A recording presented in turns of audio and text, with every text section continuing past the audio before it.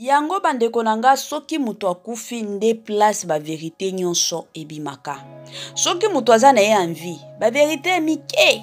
Peut-être obeteki lisolo epa camarade na yo, epa ya connaissance moko boye, de ba mwa vérité mike ebimaka. Et puis la plupart déjà bandimelaka ngo te parce que mutu aza na ye envie akoki toutefois ko se défendre, akoki koloba bazo ko selanga, surtout soki ba preuve ezate. Mais mutu tango akufaka. Soki mutu akufi nde ba vérité nyonso na ba vérité o nyonso ezaki caché quelque part nyonso ebimaka. Kutu tan wana nde ezalaka na ba preuve ebele ebimaka. Bandeko nanga vanité de vanité tout est vanité. Bible ezoloba na biso na Romain. Car le salaire du péché c'est la mort. Toye bande nini ya kotambola na Nzambe. Toye bande nini bandeko nanga ya kotambola na Nzambe. Muyombe gauche, enfin aye ko s'exprimer. Siko na minute oyo, question na ngai ezaboui. Molimo penza ya papa Patrick, ya pasteur Patrick. Ekopema na kimia to ekopema na kimia te. Wana question. Bande konanga na commentaire kandenge to salaka na système a bien. Salut cher Bouchou, salut cher abonnés, salut cher connaissances. Salut surtout les amis de Étoile Lune Inès TV. J'espère que vous allez bien. Quant à moi, je suis bel et bien super bien par la grâce de Dieu. Chers Bouchou, chers abonnés et chers connaissances, tozongeli bino lisusu histoire makambo surtout ya somo ya papa Patrick. Papa Patrick boyebi bandeko azalaki musali ya Nzambe. Selon ye moko komba mipesaki selon bandime église na ye selon communauté na biso. Bien que y a de ces personnes ti lelo balobakaki azalaki musala Nzambe te, biso toza banani pona ya ko juger ye. Nakoya nanga ko juger ye te, mais kandenge boyebi toyaka na biso kaka pona ko sala ba analyse, toyoka pe ba information ya sika oyo ekoti. Bande konanga avant to kotisa ma information na biso ya sika, na olingana nous na sensibiliser batu o nyonso tu. Si c'est la toute première fois ya kokota na chaîne Abisso, chaîne moko kitoko, chaîne ya batoli pas possible et pourquoi pas chaîne ya bana Nzambe. Je vous prierai surtout de vous abonner massivement. Abonnez-vous. Cliquez aussi sur la cloche de notification pour surtout recevoir les nouveautés de notre chaîne. Aimez la vidéo, la famille, commentez et partagez. Et kosala biso oyo penza tolobaka na biso chaque jour. Tokoso makasi. Bande konanga makambo bongo kande na lobaka ezalaka bien toza ya kovanda. Place nyonso ozolandaka Étoile Inès TV na osenga yo kendo zwa kiti. Soki oza na yo mopaya, oza epai soki ya ba camarades na yo kendo tala batu senga bango kiti, yebisaka bango émission na biso elingi banda, bopesanga kiti. Vanda na yo tia mwa mai na yo pembeni, tia mwa jus na yo pembeni, mwa sucre na yo ezanga kanango te, mwa café na yo, mwa ti na yo tala kaka 20h déjà toliaka na biso te, tia ka mwa biscuit, tia mwa chocolat na yo, tia mwa kandenge ezalaka mwa nguba, tia mwa bitabe, kote mosusu ozoliaka, kote mosusu ozomelaka, kote mosusu pe ozolandaka oyo ya bino ya chaque jour na kombo surtout ya Étoile Lune Inès TV na système kaka ya Tokoso makasi. Bande konanga kande makambo ezotambola o somo makambo somo. O papa Patrick, pasteur Patrick chaque butu abanda olela posa ya kobota. Posa ya kobota, douleur de l'accouchement. Chaque boutou aobandole la posa ya kobota. Siko na minute oyo na morgue. Posa ya kobota wana eza kaka to eza nango lisusu te to ndenge nini. Bande konanga makambo eza ya somo. Selon banungu nungu ka ndenge zo tambola na utaki kosala kutu émission c'était avant-hier on a salaki émission ezaki na butu kutu na kotisa ki émission wana. Pona histoire ya pasteur Patrick. Pona histoire na ye na ebike mutu nyonso tu azalaka na ba passé na ye azalaka na ba parcours na ye. Mais dans la vie bande konanga toyeba ba passé na biso tôt ou tard et rattrapaka biso kaka. Yango tango zo vivre yeba kandenge ni na ko vivre parce que lobby après lobby vie na yo ya lelo bakobenga yo bakobenga ngo passé. soki passé na yo oyo ozo vivre lelo osalaki yango bien te yebaki na futur kuna ozokende passé na yo ekoya ko rattraper yo. Selon ka ndenge ezotambola ba rumeur ezotambola na ba réseaux sociaux bandeko nanga, Papa Patrick azalaki mutu moko ya ba cop abando kotisa batu na poto, abando kotisa batu na ba Afrique du Sud selon banungunungu. Alors abalaki mwasi na ye na kombe ya Mati. Mwasi wana babalanaki basalaki mariage na bango kitoko kutu ba photo nazalaka nango na téléphone. Bandeko nanga basala mariage na bango bavanda na ndako libala batikala kobota te. Jusqu'à ce que Pasteur Patrick aye kokutana na mwasi mosusu na kombo ya Clarisse. Balinganaki. Nde place makambo nyonso ebandaki. Bandeko kolingana na Clarisse libala na mwasi na ye Mati na Jobu libala ekufaki azongaki Congo. Na Congo wana bolingo na Clarisse pas possible. C'est ainsi que beau-père na ye papa ya Clarisse ayaki kopesa ye $20,000 akotisa Clarisse na poto na bana. Clarisse pe azaki na ndako libala azaki pe na mobali na ye mais mobali na ye akimaki ye. Clarisse na mobali ex mobali na ye babotaki bana mibali. Siko eko sala ke tango bakomi kokende pona bango bakota États-Unis il fallait bakende na nzela ya Angola. Bakoti Angola. Bandeko nanga balobi selon banungunungu selon ba rumeur. Bandeko mutu ozo expliquer makambo nyonso to alobi mwasi ya Patrick ya Pasteur Patrick atikala komona mobali na ye kofukama pona kosambela te. Mais ayokaki mobali na ye azobelela milimo. Aoyoka mobali azobelela milimo ya wapi ya Inde. Ba Inde azosola na bango aosenga bango tolingi tokatisa tokende na biso États-Unis. Bofongelela biso balabala. Milimo pe ye koyebisa bango ke bokende na bino bokende pe bien bokota pe bien. Ale bazui moto batie bana mibale o ya Clarisse na moto moko ye Pasteur Patrick na mwana na ye Christian o abotaka avant amikoti na makambo ya mabala abotaka bana na ye mibale. Bamati moto moko moto mosusu ezalaki Clarisse na bébé oyo babotaki bébé o babotaki ye na Pasteur Patrick. Ale bakomi kokende na kokende ka bongo ba moto mibale ya bana ya Clarisse na moto ya Clarisse na mwana etutana. Mutu oyo azokaki azalaki te. Mais kaka mwana bébé na bango nde akufaki. Na kokufa wana en tout cas mwasi na ye Clarisse azalaki bouleversé alelaki makasi. Mais vu que bazalaki na bango na processus ya voyage bino moko boyebi bato déjà soki bazo voyager soki déjà makanisi na bino eza na voyage ata soki makambo ye en tout cas il y a de ces personnes ba mi pesa kaka mutu makasi ke tozo kende na biso kaka. C'est ainsi que bakundaki mwana wana na kokunda basali voyage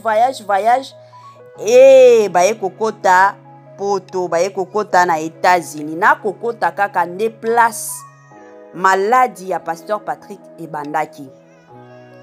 Nde place ba makamionso ebandaki. Abandaki premièrement koyoka ba ballonnement na libumu. Aoyoka souffle na libumu.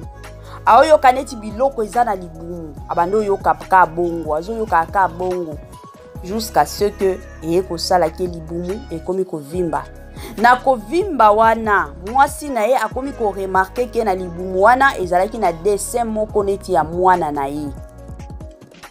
El dessin moko ya mwana pa ya mwana na ye te me ya mutu neti mwana za na libumu. Bandeko na ngai ezalaki somo histoire eza somo. Et à part ça eza na ba makambo belé surtout moyen na lobango ezate kande na lobaka na chaîne abiso eza chaîne moko ba famille belé balandaka ngo na bana wana eza pona batu o baza ba marié na côté ya papa Patrick. donc quand ndenge ezalaka ye azalaki ka debout donc ezalaki bongo moya alalaka eza te donc ezalaki ka bongo yango ti mwasi na ye ayaki kose plaindre alobi ekosimba lisusu te na mobali ya bongo azaka ya kotelemaka te ezalaki bongo bandeko na nga sikoyo lelo comédien na biso Muyombe aye ko confirmer ke soki ye pasteur Patrick alobaki afongolaki munoko seke na minute oyo alingaki akufa te mutu alingaki akufa te makambo nyonso tu elingaki ekende nango bien kofongola munoko wana koloba ba verite koloba nyonso kosenga bolimbisi epai ya Nzambe.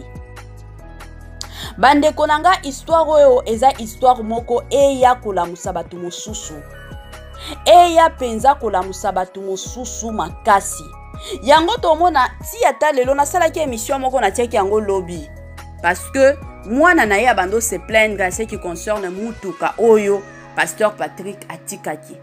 Pasteur Patrick selon ba histoire ndenge ezokende na États-Unis ye ayaki na ba idéologie ayaki na ba message na ye ki bakangaki ye na cancer ya colonne yango bakangaki ye selon docteur ayebisaki ye atikali kaka na 1 mois ya pamba nde etikala.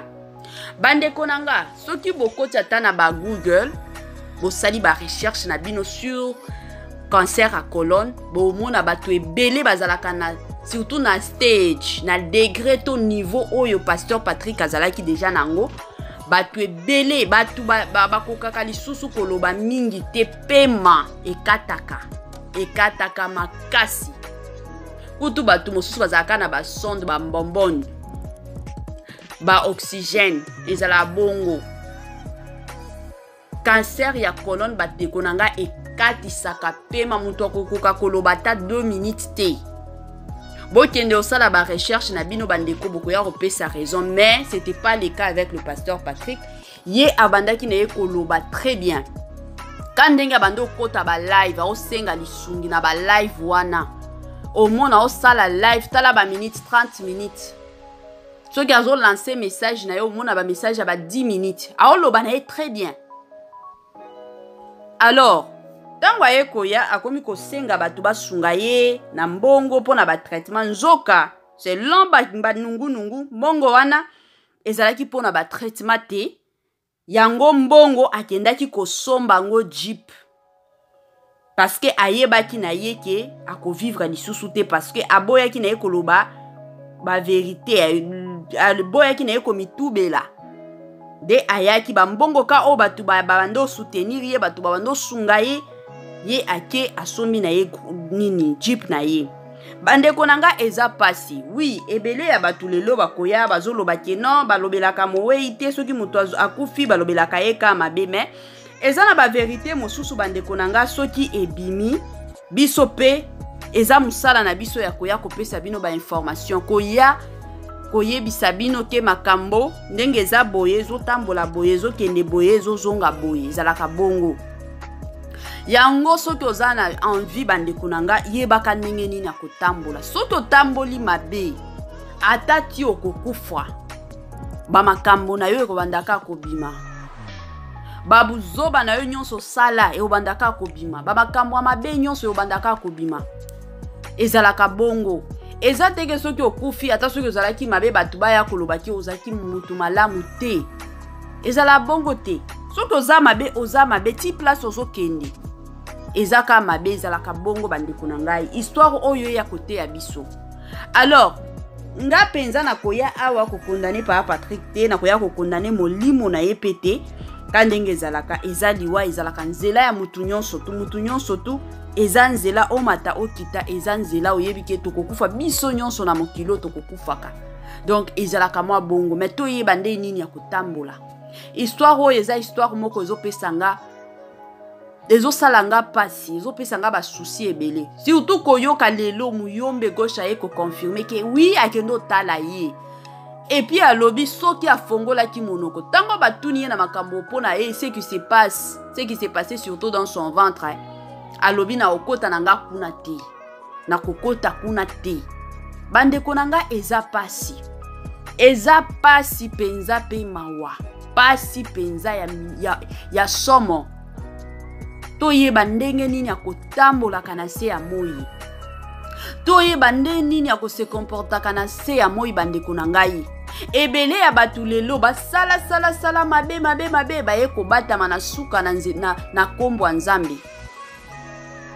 Na minute oyo to atatango soki makambo oyo nakoki koloba soki makambo nyonso to ezoloba ma eza ya solo parce que toyebi ke mutu oyo ayebi vérité ya tout eza pasteur Patrick na Nzambe bango mibale nde bayebi soki ata makambo oyo eza ya solo ke eza makambo bando leka boye peut-être asenga ki bolimbisi avant akufa parce que selon ba histoire ba explication ya mwana na ye ezalaki kaka sambela muke ezalaki kaka to sambela nazomona esprit ya mabe to sambela ezalaki kaka bongo toyebi te parce que intimité ya mututu na Nzambe na ye toyebaka te soit asengaki bolimbisi pa ya Nzambe areparaki na ye soit toyebi nde nini toyebi te ye moko kana Nzambe dans la minute oyo ye moko kanda ayebi place aza ye moko kaka soki ayebi ke nasalaki mabe na se ya moki donc ye moko kaka no nasalaki nanga malamu ona se rapatiraki nanga ye moko kaka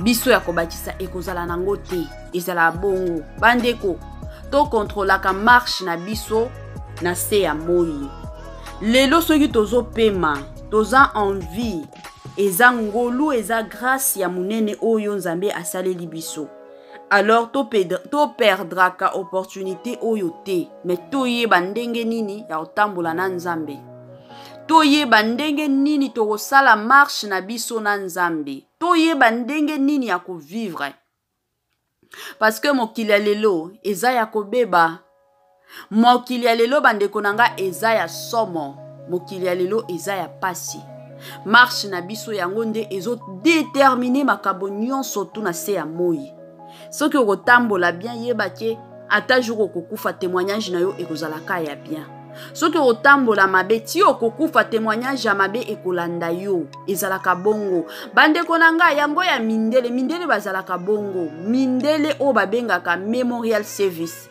bandeko na ngai ezala nde nini soki mutu akufi wana basi organiser bapesi ba invitation bakolia bakomela donc ozala neti mwa feti sikoyo baso se rappeler na makambo o nyonso tu mutu asalaki na se ya moi soki mutu azalaki mabe ka les jours là il y aura de ces personnes ba kotelema balobi ke mutu wana penza azalaki boye azalaki ba mindele bazala bongo mais biso ba noir de tozalaka na mwa biso ba bantu surtout tozalaka na mwa problème wana ya koloba keno mutu asi akufi moyen to lobela mabe na ye ezate mutu boye est-ce que akopema na kinya bandeko nanga eza ba mabe na biso to salaka yango baloba kaka passé na biso e rattrapaka biso kaka soki osalaki mabe yeba ke ata soki passé na yo nanu e rattraper yo te oza na bon moyo ata ti okokufa passé na yo e ko rattraper yo kaka ezala bongo donc to bongisa marche na biso na Nzambe toyebaka ndenge nini ya kotambola na Nzambe soki otamboli bien gloire au Seigneur soki ozotambola mabe en tout cas bongisa na yo soki lelo oza envie bongisa na yo tambola bien parce que on ne sait jamais lelo to lobi e ozala tour na yo bakoya kotokele yo na porte ke ere ekoki ngonga yango eleli il faut okende l'essentiel oyebi ke na okende na nga naza bien na Nzambe naza na marche na nga ya bien na Nzambe e ozala mabe soki marche na yo na Nzambe eza mabe wana nde ekozala kolela na kolela ezalaka bongo. Cher Bouchou, cher abonné et cher connaissance ya muke kaka nalingaki na partager na bino na système moko ya bien makasi bandeko nanga botiela biso ba j'aime botiela biso ba commentaire botiela biso nyonso to batiaka na video et osala biso kitoko mingi makasi. Cher Bouchou, cher abonné et cher connaissance, bye bye et à la prochaine.